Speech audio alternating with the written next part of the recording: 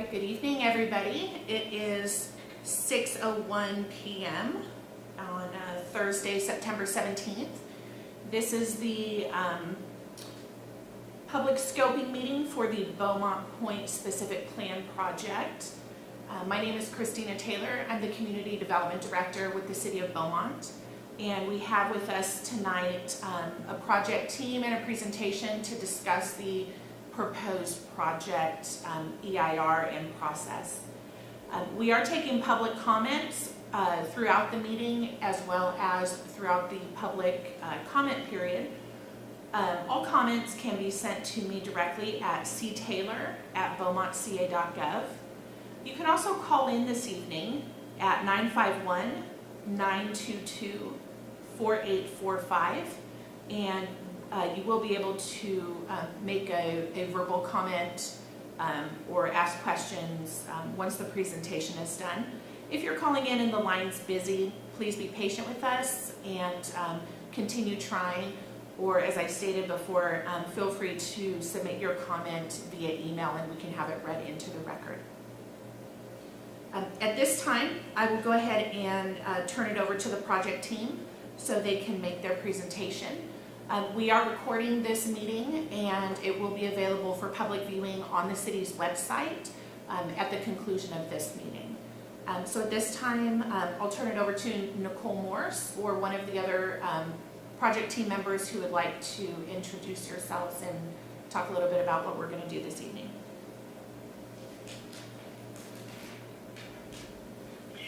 Thank you, Christina. Good evening. My name is Nicole Morse. I'm with T&D Planning, and our firm is preparing the specific plan and environmental impact report for the Beaumont Point Specific Plan Project. So the purpose of tonight's scoping meeting is to,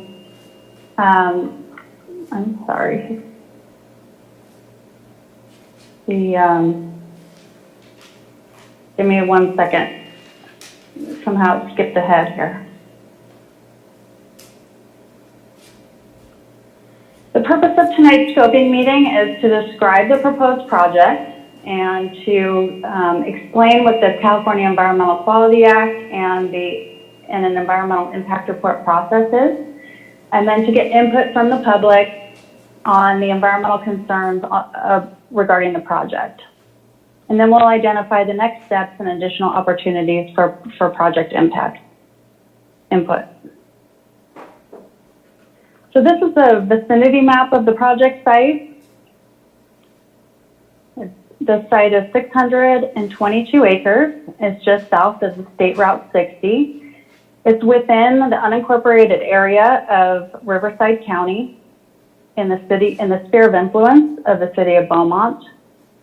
To the east is Jackrabbit Trail, and then we have 4th Street that's currently being constructed, and then here's the Potrero 60 interchange to the east. Hidden Canyon Industrial Park is also going to be located to the east, and undeveloped lands surround the area to the south and west. North of the project site is residential and a golf course, which is across from State Route 60. So implementation of the project requires approval of 6 entitlements. The first one is a general plan amendment. It will change the land use designation from rural residential to general commercial, industrial, recreation, and conservation uses. A pre-zoning application is required because there currently isn't any zoning on the project site. So the zoning would become the Beaumont Point Specific Plan. So the Beaumont Point Specific Plan is currently being prepared. The purpose of the specific plan is to act as the zoning for the site and to guide the development of the site by establishing land use designations, development standards, design guidelines, infrastructure plans, landscaping and lighting plans, architectural styles, and design elements. An annexation is also required in order to annex the property into the city of Beaumont and to be serviced by the Beaumont Cherry Valley Water District. A vesting tentative tract map will be is also being requested in order to subdivide the property to 10 or more parcels. And there will be a pre-annexation and development agreement. This slide shows the land use plan. The specific plan would create 10 planning areas. Planning areas 1 and 2 on the very east side would be the general commercial land uses. Planning areas 3 through 8 are industrial. And then the green areas, planning areas 9 and 10 would be recreation and conservation. Regional access to the site would be provided from State Route 60 at Potrero Boulevard and Beaumont Avenue at the I-10. Local access would be provided via the future extension of 4th Street. And the project would construct 4 major roadways for on-site circulation. So 4th Street would be connected and would follow the southern boundary of where the proposed development is. Industrial Way would be on the north side of the proposed development. Entertainment Way would separate the general commercial and industrial uses and provide access to the general commercial uses. And then Jackrabbit Trails on the very east side of the site. North-south here. Development would occur in at least 4 phases, and build-out is expected in the year 2027. So when we prepare EIRs, we are required to compare the build-out of the project to the existing on-the-ground land uses. This land use summary shows the development has the potential to develop up to 281,000 square feet of general commercial, and that includes a 125-room hotel, as well as approximately 4.9 million square feet of industrial uses. Building sizes would range from 600,000 square feet to 1.5 million square feet on the industrial portion. The recreation and conservation area makes up over 53% of the total project area. And the conservation area would be conserved as natural habitat as required by Riverside County Multiple Species Habitat Conservation Plan. This is a conceptual image board. It shows potential public spaces, architecture, and design concepts for entry signage, lighting, and trash enclosures.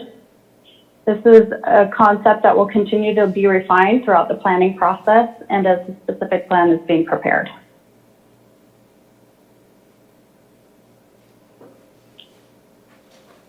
The area that's designated for general commercial is intended to be a state-of-the-art retail and entertainment center where residents and visitors can enjoy recreation, dining, retail, and hospitality services. This area hasn't been specifically programmed at this time, and a future tenant is not known. However, the specific plan envisions a 125-room hotel and indoor entertainment such as go-kart racing, rock climbing walls, a trampoline park, bowling alley, and miniature golf. There will also be a variety of restaurants in this area.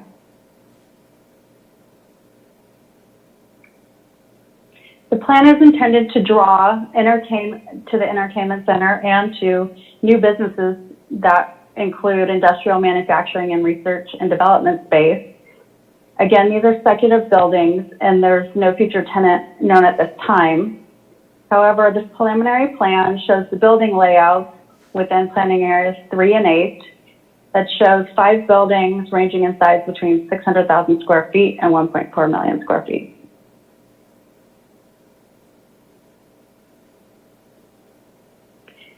Now I'm going to go over the California Environmental Quality Act and Environmental Impact Report process.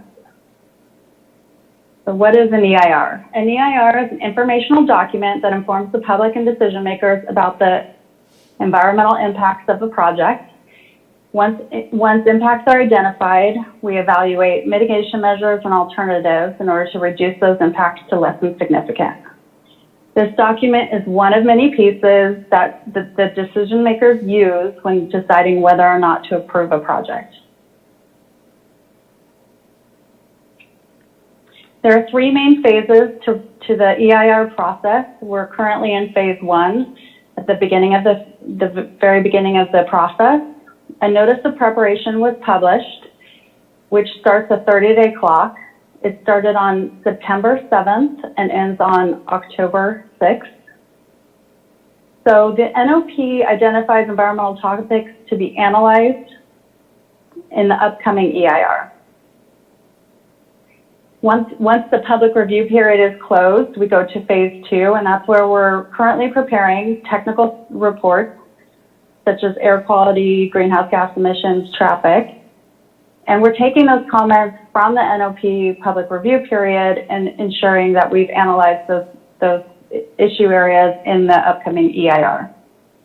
So we're preparing the EIR, and once it's fully vetted through the city's process, then it will go out for a 45-day public review period. And then the final phase, when we prepare the final EIR, is taking the comments on the draft EIR and preparing formal responses, making any necessary revisions to the EIR, and packaging it up in a final EIR. That document has to go out for public review 10 days prior to taking action on the project. And this is where the public hearings start, so Planning Commission and City Council. So that'll be another opportunity for public input. Our role as the environmental consultant is to prepare a comprehensive, unbiased assessment of the environmental impact. We provide guidance to the city with respect to complying with the CEQA regulations and procedures, but ultimately the EIR is the city's document. We define ways to reduce impacts through project design features, which can be incorporated into the specific plan, standard conditions of approval, and mitigation measures. So the NOP is circulated to a number of different agencies. The City of Beaumont is the lead agency taking the initial action on the project. Responsible agencies are public agencies that have discretionary approval over the project. So after the EIR is certified, they would use that document in order to approve future actions or permits. So we have Caltrans, the local agency Formation Commission, and Beaumont Cherry Valley Water District that will be looking at the EIR and approval for the annexation. And then trustee agencies are state agencies having jurisdiction over natural resources affected by the project. So here we have CAL FIRE, concerned with wildfire protection, California Department of Fish and Wildlife, Regional Conservation Authority, U.S. Fish and Wildlife, which will all be concerned with the biological resources of the project, and South Coast Air Quality Management District. So the NOP was circulated to all of these agencies along with surrounding cities and the state clearinghouse. The purpose is that these agencies will provide input on the scope, methodology, and mitigation for the project's environmental documents. So this is a full scope EIR, so all of the 20 environmental topics that are will be analyzed in the EIR. We have aesthetics, agricultural resources, air quality, greenhouse gas emissions. Those will look at, all these impacts will look at construction, all phases of construction, as well as operation, which includes the trips associated and the building operations. Biological resources, cultural resources, energy, geology and soils, hazards and hazardous materials. We'll also look at drainage and water quality.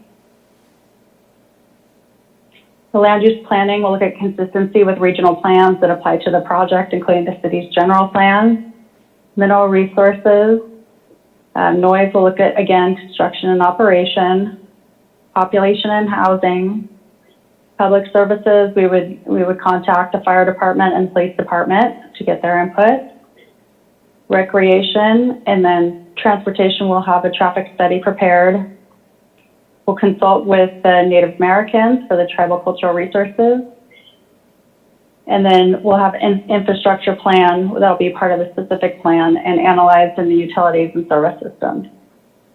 We will also have a wildfire report prepared.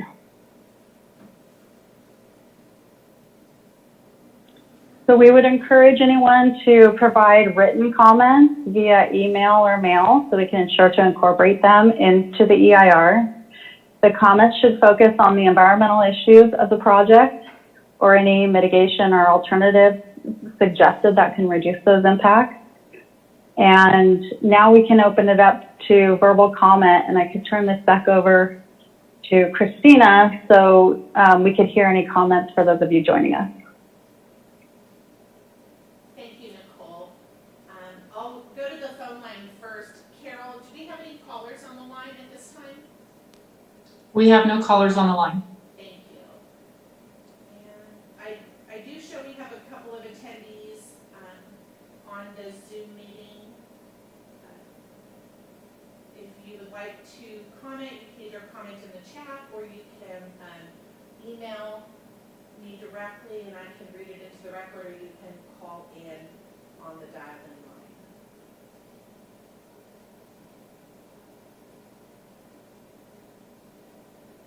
For the project team, typically at this time, since we don't have any callers on the line and nobody in the chat on the Zoom right now, we'll just go on mute and keep the lines open for a little bit to see if any members of the public or any public agencies do email or call in and would like to comment.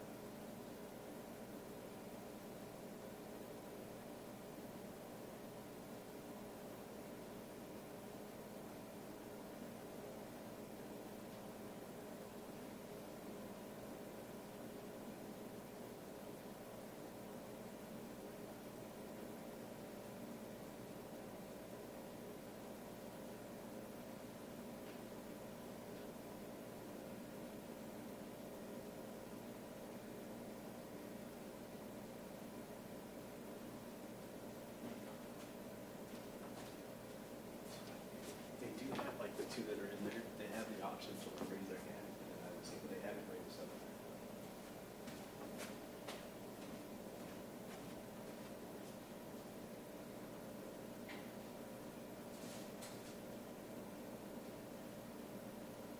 If you're an attendee on the Zoom meeting and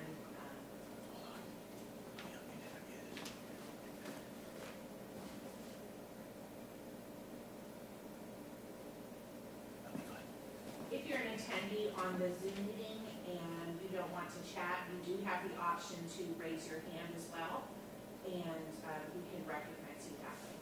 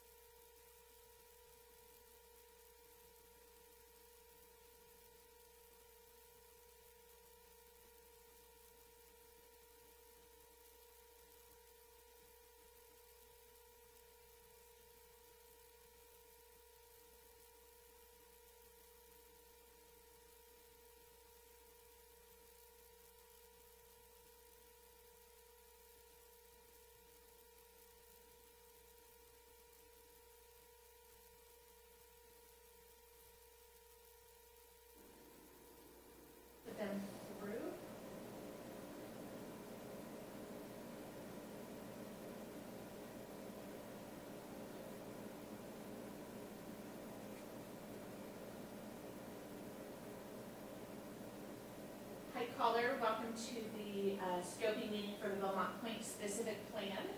If you'd go ahead and state your name and provide your comment or ask your question. Hi, my name's Joanne Bush, and I am a property owner in the vicinity of where you are going to be developing this. And I didn't know, I'm just asking. I received a letter letting me know that I had, that I needed or could watch this online. And does that mean that my property is just in the general vicinity? Or is that they want to buy some more property? I don't understand why I got to be contacted. Yes, ma'am. So the notice that you received was just advising you of this meeting, and it was sent to all property owners that are within a certain radius of the project area. So it was just advising you that this meeting was taking place and that the city is considering this potential development project. Okay. Is there, well, I guess that was my only question. All right, thank you very much. You're welcome. Thank you for calling.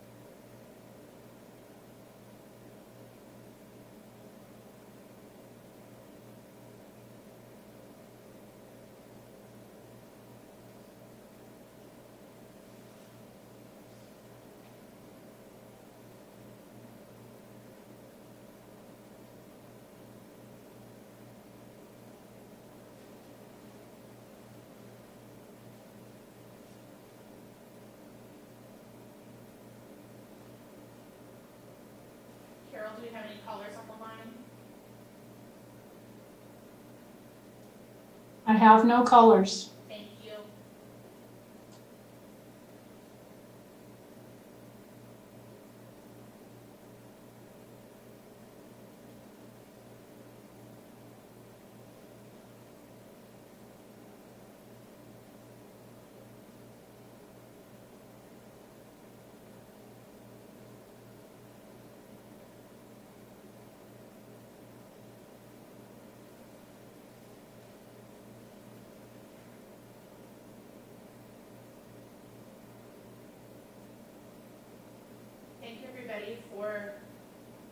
Thank you everybody for remaining on the meeting virtually right now. We have no callers on the line and nobody in the in attendance from the public via the Zoom. We will go ahead and leave the meeting open and remain on for another 15 minutes or so, and check back periodically during the next 15 minutes to see if we get any callers or anybody to make comments. At about 6:45, if we haven't had any participation, we'll go ahead and wrap it up.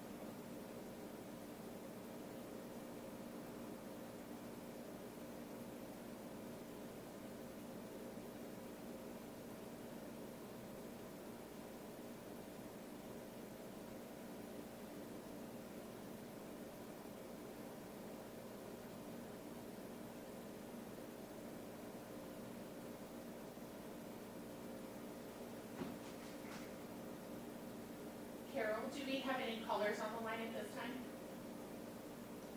We have no callers. Okay, thank you. And we have no participants in the Zoom meeting.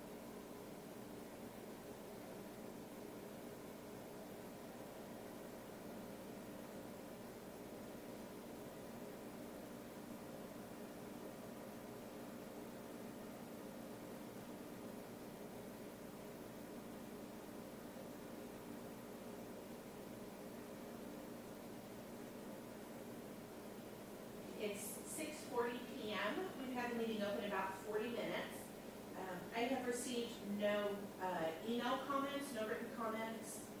We have no participants in the Zoom meeting at this time. Carol, are there any callers on the line? We have no callers on the line. Thank you. So we'll go ahead and leave the meeting open another 5 minutes or so before we wrap it up, just to see if there's any late joiners to the meeting.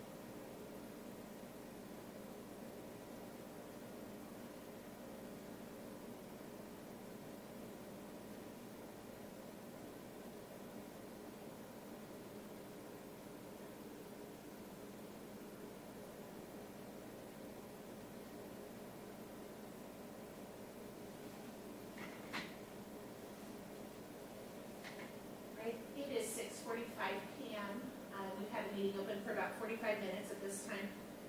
I'll do a last call for the phone lines. Carol, do we have any callers on the line?